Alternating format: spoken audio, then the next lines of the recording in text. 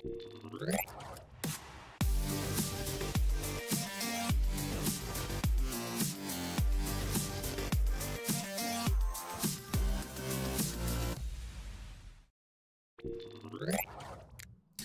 welcome to another episode of Common Chaos Live with me, Christian Rauchenwald. As always, before we jump into the stream and hopefully the answers and news that you're looking for, let's quickly get the usual disclaimer out of the way. Everything that I share in this live stream / video is my personal opinion and in no way financial or professional advice of any kind. You should always do your own research, consult certified professionals, draw your own conclusions and make your own decisions.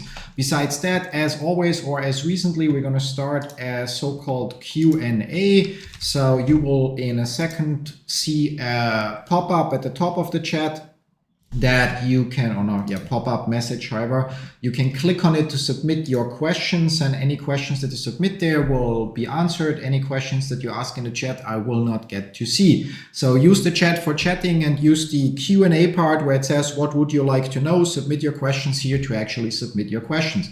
With that, welcome NFT Cutie, welcome Teddy, welcome, that's everyone so far that wrote in the chat. I hope everyone here had a great weekend. Weather here in Germany sucks. It was sunny in the morning, then it almost snowed. Now it's cloudy, but so I hope you have better weather than we have. Anyway, hiding this step, and then we're gonna first cover some of the news. Obviously, we had our Pi Day on Friday, so we'll jump here.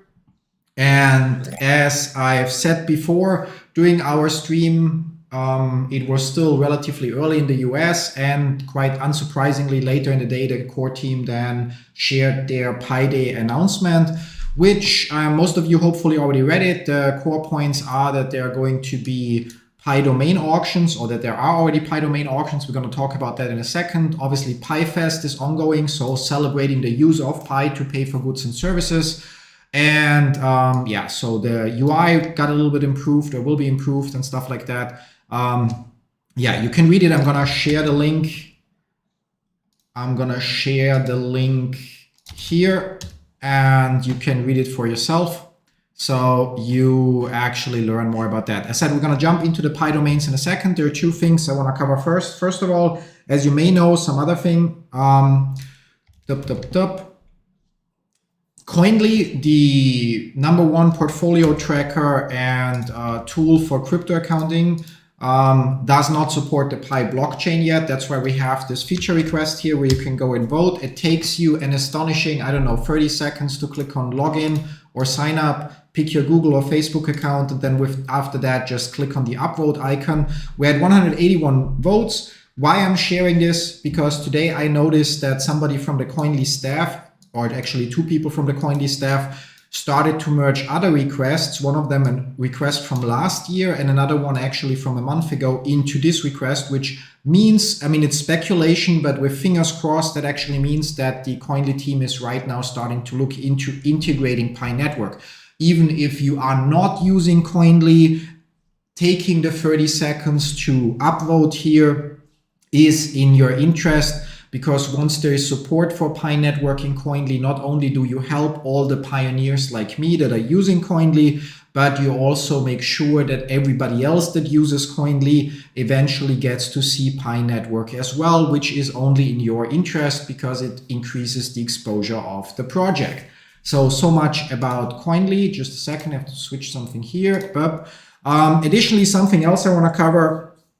Obviously, I'm not only here active on YouTube, I'm active in our Discord community. I'm also active partially active, at least lurking a lot in the unofficial, official Pi Network subreddit. I'm also going to share the link to that one. So in case you're curious, there is, by the way, there is, in that subreddit, you will always find that weekly discussion thread. So even if you're new in that subreddit and you have not a lot of karma, which is the kind of like in-app currency of Reddit that you need to post, not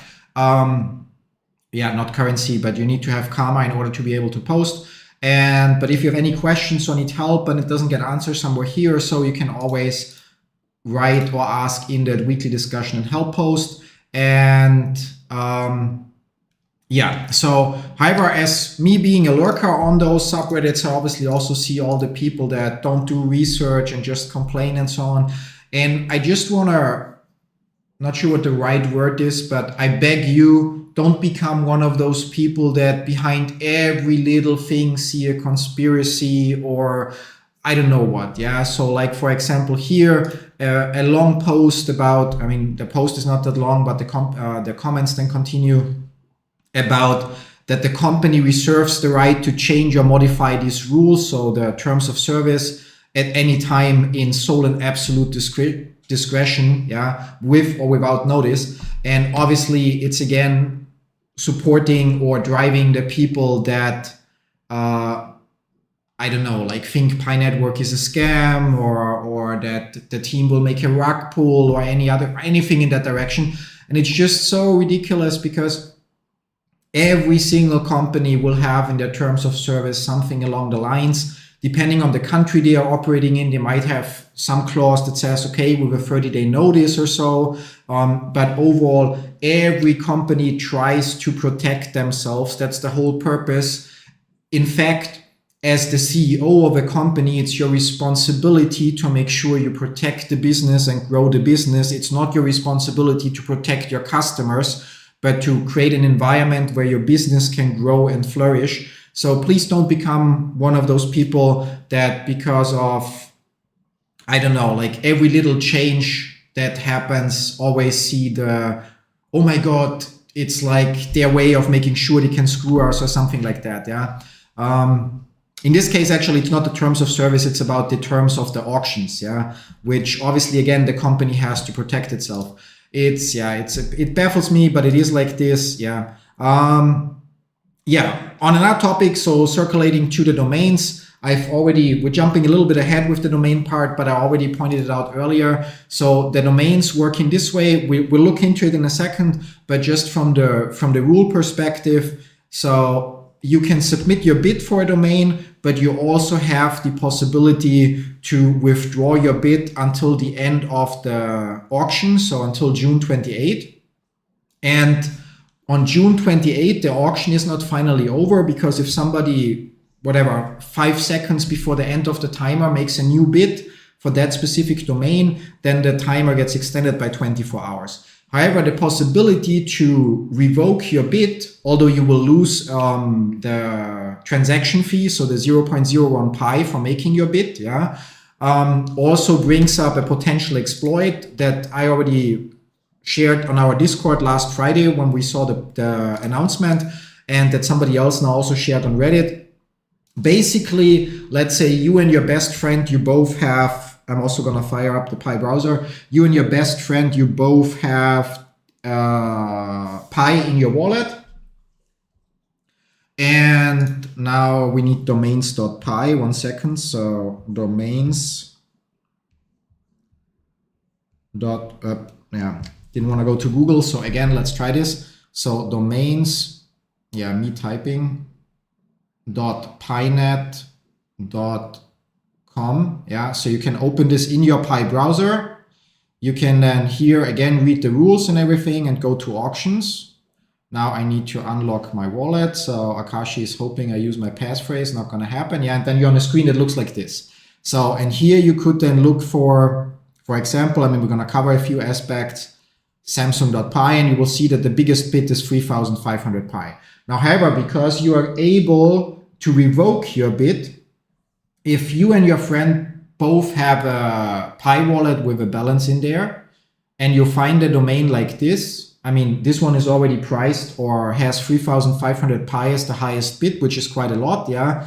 But you find one starting price is 10 pi, then you could submit a bid for 10 pi, and your friend could submit a bid for 3,000 pi. Obviously, this requires you to have that many pi, so you could buy for $3,000 or $2,000 on the exchange, send it to your wallet, and then make the bid. And then before the auction ends, so because your friend submits the 3,000 pi bid, nobody else is going to bid more unless it's a super amazing domain, yeah, which means shortly before the auction ends, your friend can just cancel his 3,000 pi bid, which makes your 10 pi the highest bid, and you would then technically get the domain for 10 pi. So This way, if you have somebody else, it's not really ethical. I'm not sure if there's anything in the rules against that and so on. But if you have somebody else, so you have 2 Pi accounts, you could grab yourself some domains potentially cheap that way. I'm not 100% sure, and I'm not sure if it's mentioned in the rules, if you canceling the bid will again extend the auction by 24 hours. But even then, there is still the chance that when people look for a domain name, they see there is already a bid for a couple thousand Pi, and they then just realize, oh, I'm too late, I will not get this one, and they probably will not bother to check on the 28th of June again, or on the 29th of June, or whenever. So this is a little bit of a loophole here that, again, it still requires you to have quite some Pi, and you need basically 2 people that play that whole game. But this way you could potentially get some of your Pi. You could potentially get some popular domain relatively cheap. Now, that said, there are obviously insane bids on the domains like Samsung Pi, or I don't know, let's check Amazon.pi, yeah, because back when there you see is a bid for 30,000 Pi. So somebody actually had 30,000 Pi and moved them to that domain. Yeah, it's possible that this is a bid by the core team to prevent anybody from bidding for this specific brand name or so, although it wouldn't make no sense for them to bother doing that, because back when the internet slowly developed and so on, obviously people bought domains like, I don't know, Toyota.com or McDonald's.com and so on. And then eventually companies had to actually settle and buy those domains. But by now, maybe not in every country. I'm not a lawyer, I'm not a judge and whatnot. Yeah, so verify, do your own research. But as far as I understand it, there is enough precedent out there that basically says if you buy a domain for the sole purpose to then later rip off the trademark owner, you will not get much. And at most, they might cover the whatever amount that you paid for the domain, and you will just have to transfer it. Yeah, so there is no point in buying anything, in my opinion, yeah, like Tesla.pi, Amazon.pi, eBay.pi for multiple reasons. So first of all, from a legal perspective, although again, I'm not a lawyer, so do your own research, consult professionals and so on, yeah, you will not be able to cash in big, because if at all, the trademark owner would just sue you because they have to protect their trademark. And then a judge would say that you have to transfer the domain. And if things go really bad, you have to pay lawyer fees on top, not just yours, but the other lawyers as well. And you can be sure Amazon and co use quite expensive lawyers. And on top of that, you might not even get the cost that you paid for the domain refunded. Second of all, if Amazon or eBay or Tesla or any other business on this planet is going to start to accept Pi, they will not bother. So Amazon is not going to bother to develop a whole Amazon app in the Pi ecosystem. It would make no sense for them if they would decide to accept Pi. We already covered it in the past. Then they would not just accept Pi, but they would make the decision to accept crypto in general. They would look for a provider or develop their own solution to not just accept one cryptocurrency, but to be able to accept Bitcoin, Litecoin, Ethereum, and maybe Pi. Yeah. And they would just integrate it in the existing Amazon website that you can pay with your cryptocurrency, but they would not go out of their way to develop a whole different app, so to pay salaries and developers and designers and project managers and so on, and separate customer service to develop an Amazon version in the Pi browser. Yeah, it makes no sense. It just, yeah, there's no reason for them to do that, which means they also have no reason to even bother about getting the Amazon Pi domain. Now, when we talk about those domains, yeah, it's also very important to consider you have regular domains like minepi.com. So you have domains that are so-called top-level domains, TLDs, like .com, .de, .co UK, and so on, .net, .org, and so on, yeah.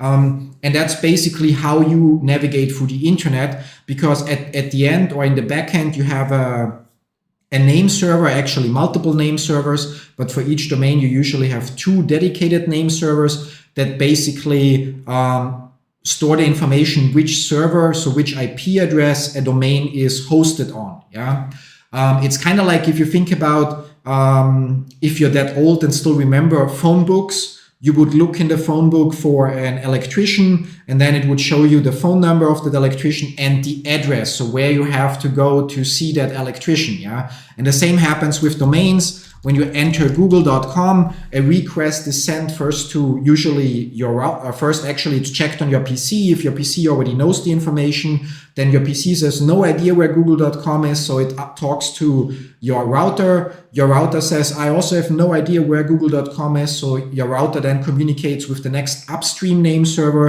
which is usually one from your internet provider if you don't manually change it, and then the one from your internet provider might or most likely already knows and says and tells your router, hey, google.com is at, I don't know, that and that IP address. Your router tells it to your computer, and then your computer actually sends the package to that IP address to get to view google.com. Yeah.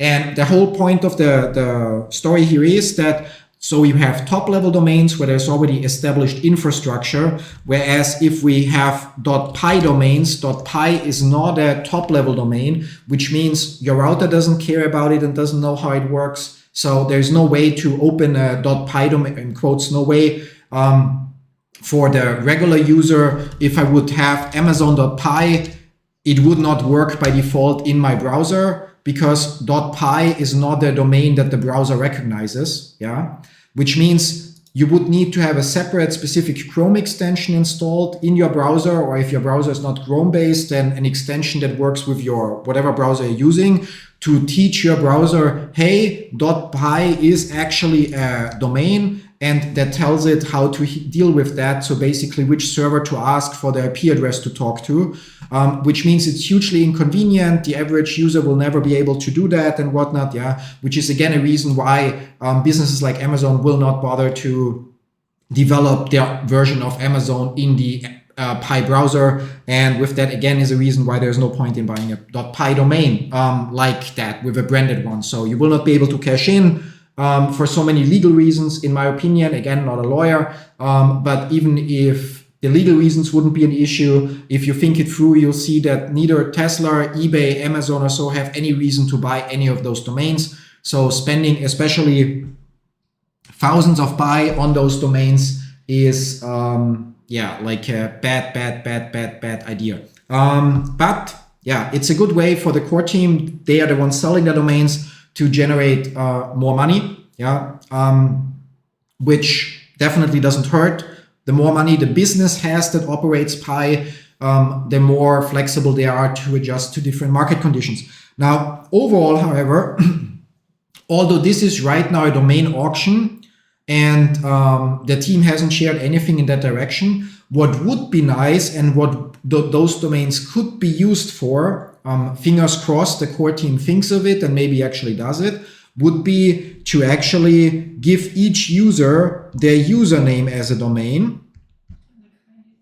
Exactly, yeah, it's also on Ethereum or so, because the domain would be linked with your wallet, and this way, when somebody wants to send you money, you do not have to give them that endless wallet address, but you could just say, send it to Rauchenwald.pi, yeah, or whatever your username is. And this way it would make the transactions easier. So in my opinion, now that the team already has the .pi domains basically set up, so that there is a support in the Pi browser and that there is a connection to the wallet for each domain, yeah, it would make sense to give each user their username .pi domain and then actually update the wallet that it accepts the username as a way to send payments, because it would again make the payment flow easier. I haven't read anything that they plan doing that, but I just wanted to share that would be a legitimate, a good use case for that. Yeah? Additionally, obviously, if you develop an app for Pi, so there's poker on Pi, for example, then you probably should bother to try to buy the poker.pi domain or global chain mall. Yeah, I mean, obviously the people developing the apps should bother to buy those domains.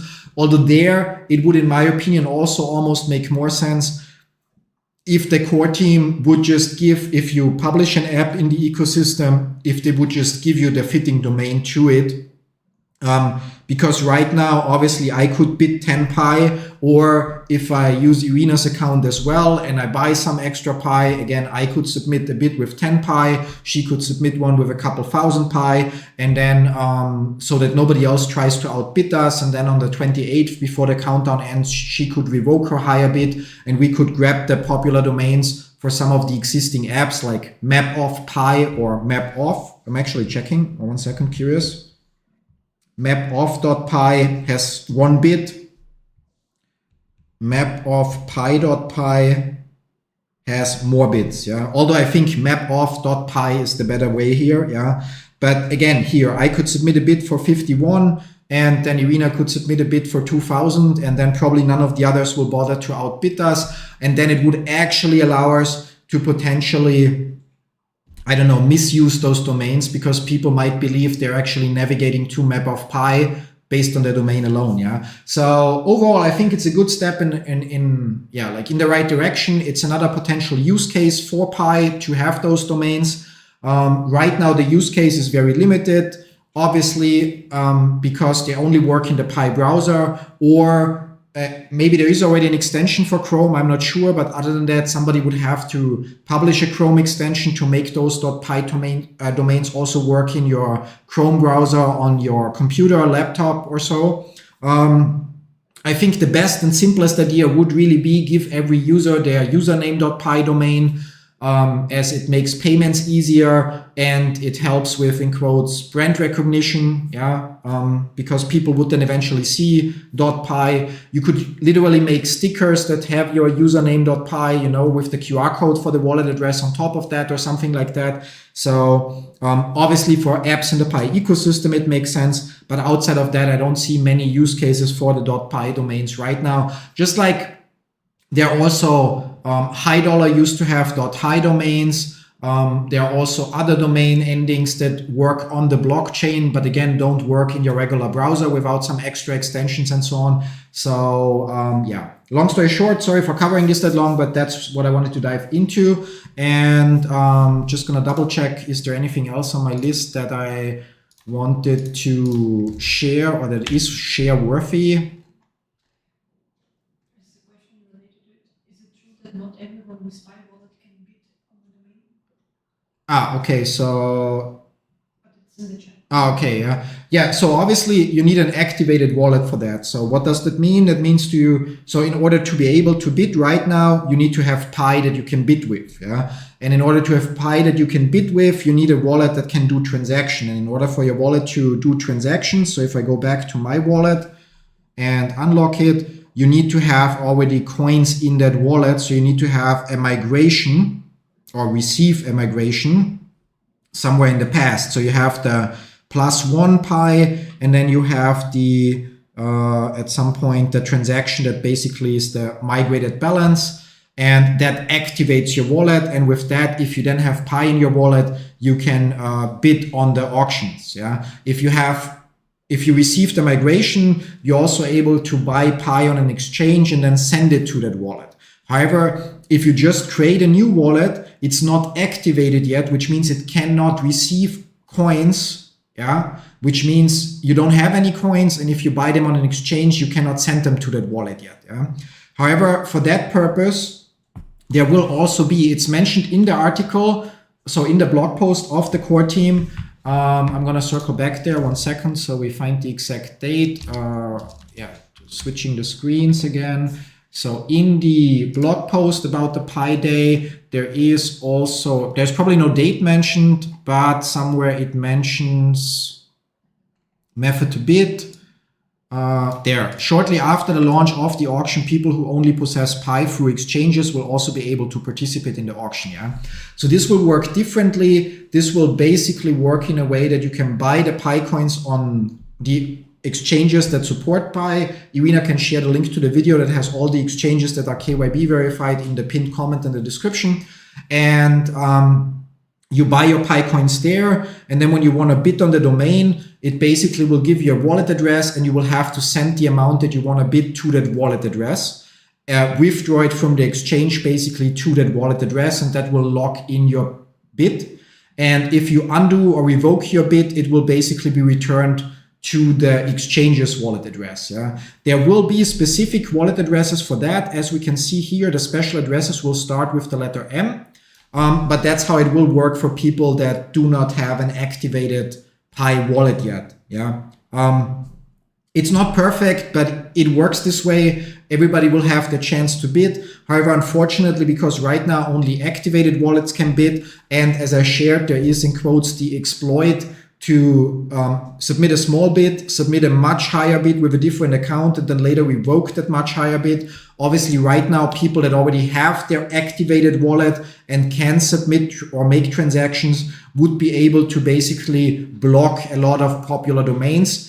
But then again, as I shared, right now, there is not really any use case for many of those domains, and spending your money to get Mercedes.pi or Porsche or Lamborghini.pi is really just wasting money, in my opinion. Again, just my opinion. Maybe it turns out that you someday are able to sell them for a fortune. I highly doubt it, based on the lawsuits and court cases that I'm aware of in the past.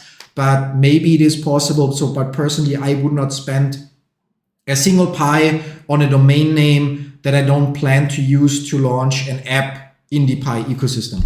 With all of that out of the way, we can actually finally jump into the questions that you guys have. I'm sorry for using up so much time to cover all of this, but I wanted to share it. It's the, in quotes, big news from this Pi Day.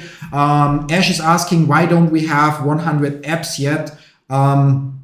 Yeah, because many of them are simply not fully approved on the mainnet yet. And you have to keep in mind, it's not widely known, but last year or many people didn't notice, last year, I think in the December update that was shared on the blog, the team also made it clear that the 100 apps are not a requirement for the mainnet launch or for the launch of the open mainnet. So the requirement was only the 10 million 10 million migrated users, and what was the second requirement? I already forgot. So there was a second requirement, but I already forgot that one. It's mentioned in the old blog post as well. Obviously, we have a growing number of apps, but you also have to consider we spend a whole stream to look into some of the apps. Many of them are just crappy at the moment, and it will take time for more developers to jump or join Pi Network, jump into it, basically to see the potential. As long as the coin ranks in the top 15 or even top 30 coins, and the value is, for crypto circumstances, relatively stable. If you're new to crypto, obviously you might be shocked by weeks with plus minus 20, 30% or so, but this is just how crypto works. There is a lot of volatility in crypto assets. And so, but as long as the price is relatively decent and attractive, it will attract developers. And also, as long as we as a community do our part of the job. So if you know a developer, tell him about the potential to launch an app on the Pi ecosystem to earn Pi coins and with that make his fortune. But we'll have to be patient. So as I mentioned, and I will mention it again, in the short term, so for the next couple of months, the price will vary, in my opinion, a lot, move or change a lot based on if an exchange announces a listing, it will increase the price, especially if it's a top 10 exchange. If no exchange announces a listing, there are no other big updates, but users get migrated and receive more coins, the price will slowly decline for the next couple of months, because every time users get migrated, there will always be a certain percentage of users that just wants to cash out. You cannot prevent it. It will always happen. Some of them will cash out with, in quotes, a valid reason, because they really would end up homeless or starve without the money that they get from selling their Pi. Some of them are just, I don't know, in my opinion, thinking too short term.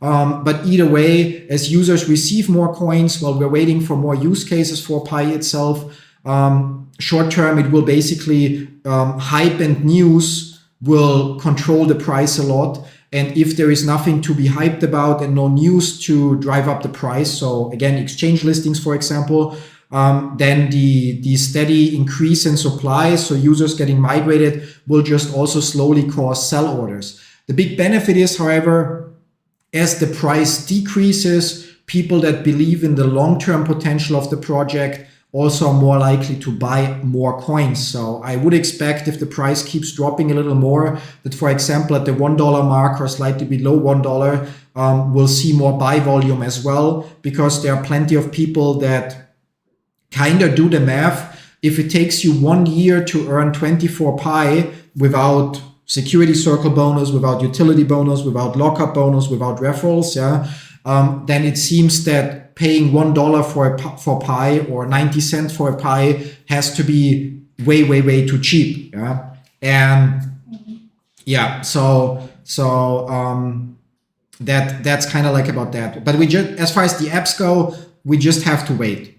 We just have to wait for and do our part to attract developers and agencies to actually launch properly developed apps that don't look like a 3-year-old drew them in Paint.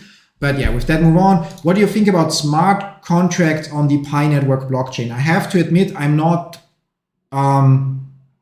what's the right phrasing for that? I don't know.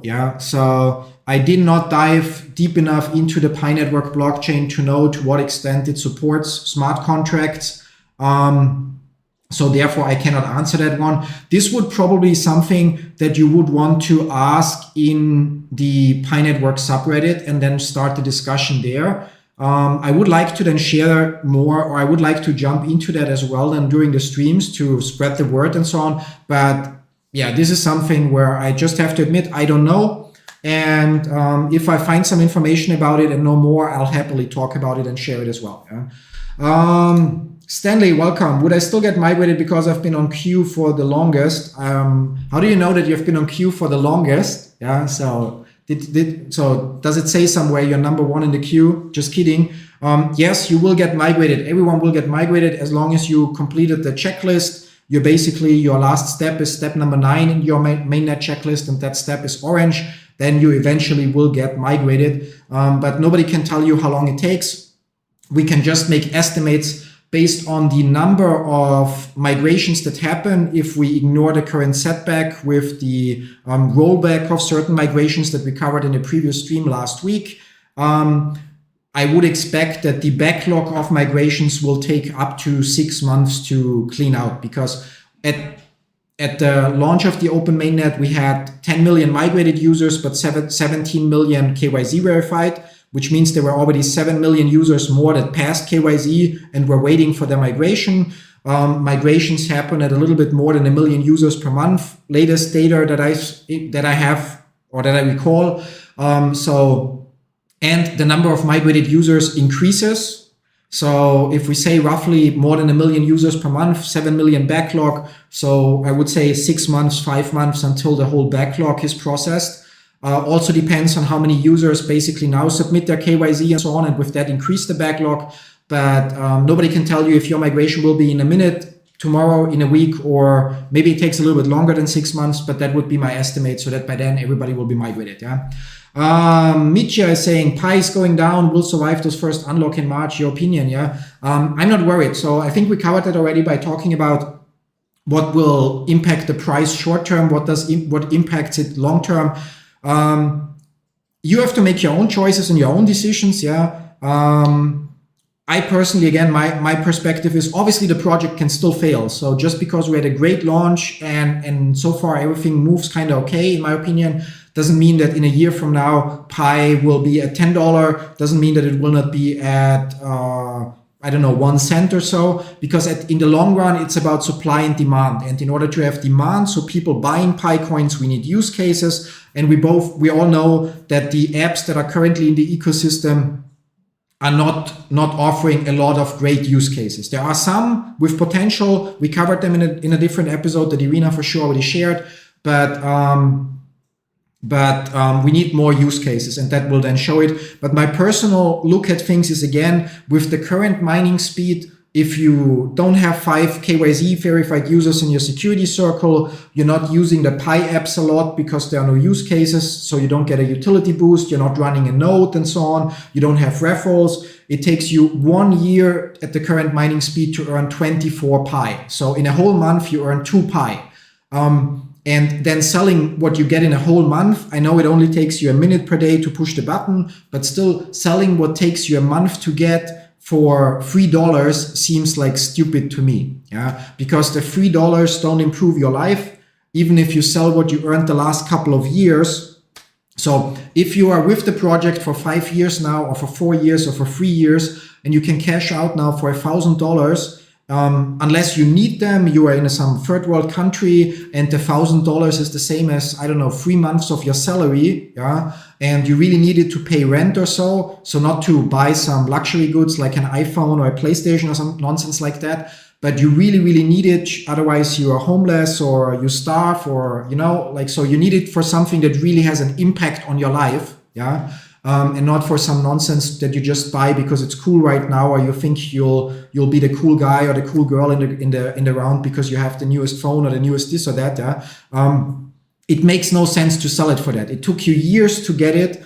Now it's even harder. If you sell 1,000 Pi now, calculate how long it takes you to earn them again. So selling them at a value of $1, $1.50, $2 or so, it seems stupid to me. There's nothing wrong with taking some profits for people, so for the sake of having the feeling you got some money out of it, yeah. But if you don't really need the money, so even selling to have $100 in your pocket, I wouldn't do it, because the $100 will not make a difference. But in 5 years from now, 10 years from now, the 50 Pi that I sold for it, or 60 Pi or 70 Pi, or even 100 Pi that I sold for it, might make a huge difference. So always ask yourself, so the current price, if you sell for it, especially if you don't really need the money to make sure that you survive, yeah, at the current price, does it have any real impact in your life? And is it worth the risk that you end up one of those stories when people share that they sold their Bitcoin for $6, yeah, and were so happy about cashing out? Imagine how those people feel now, especially if they sold back then to buy a phone that's outdated in a year again, or a computer or a gaming console that's outdated in 3-4 years again. So yeah, I'm not worried about the price development. I wouldn't be worried if we go below $1 either, to be honest, because again, short term, it comes down to hype and news. And the big question is, where does the Pi ecosystem stand in a year, 1.5 years from now? Will we have some really great and well-developed apps then that give people a reason to buy Pi coins on exchanges? Yeah. Moving on. I'm blurred. Okay, so 1 second, gonna fix the blurring. So, gotta loft the camera sometimes. Configure video, focus, no autofocus. There we go. Apply. Okay, circle back. Where we are, we're here. Chat room. Yeah, there. Yeah. Oh, I'm still blurred. Okay, so then I didn't do it right. Okay, let's try this. Hello. Okay, then you'll just have to suffer me blurred for now because it doesn't make a huge difference. Yeah.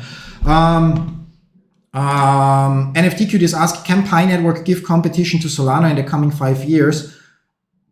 Yeah, depends on the ecosystem. So yes, for sure it can. Will it is the different question. And all of that depends on, yeah, like how the ecosystem develops and what the ecosystem will support. Hard to say.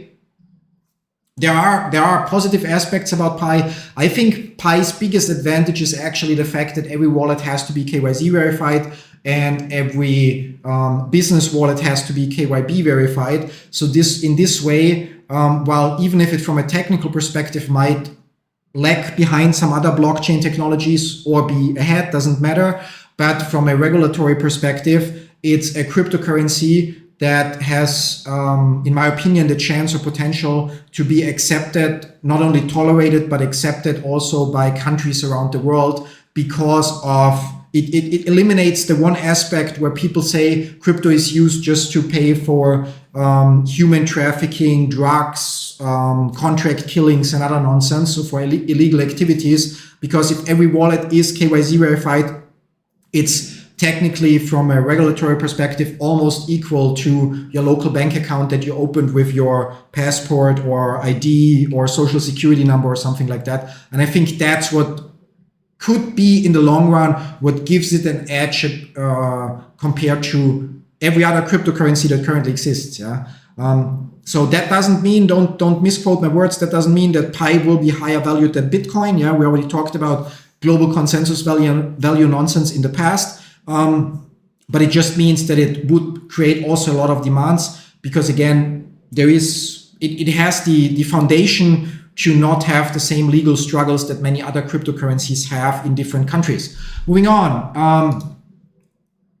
Even after the grace period deadline, the unverified balance still stays the same. Why is that? Because nobody said that it will change on the grace period. Everybody that said that just was sharing nonsense without any statement or fact or anything of that matter to support that. Yeah.